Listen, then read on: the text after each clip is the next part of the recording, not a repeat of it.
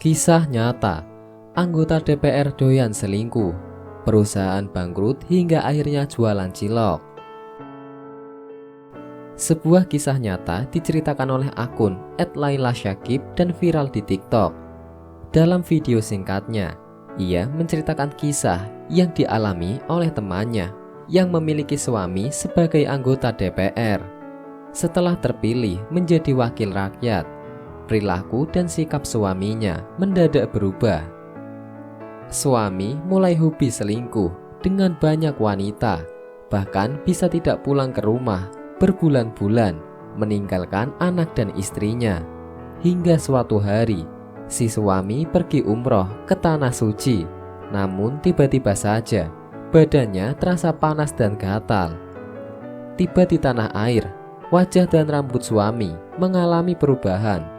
Wajahnya menua dan rambutnya menjadi putih semua. Istri menduga suaminya terkena azab Allah lantaran doyan selingkuh.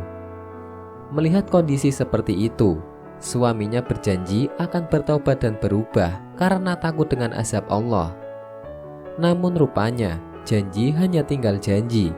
Ia justru semakin berani karena tinggal satu rumah bersama pelakor atau perebut laki orang di rumah yang dibelikan untuk istri sahnya. Selang beberapa tahun kemudian, usaha yang dirintis oleh anggota DPR tersebut mulai oleng. Karyawannya korupsi lantaran perusahaan jarang dikunjungi oleh pria tersebut. Sementara jabatannya sebagai anggota DPR akan segera habis masa kerjanya.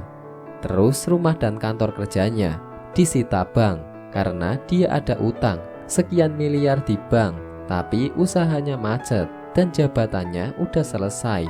Otomatis kan nggak dapat gaji, kata pengunggah video.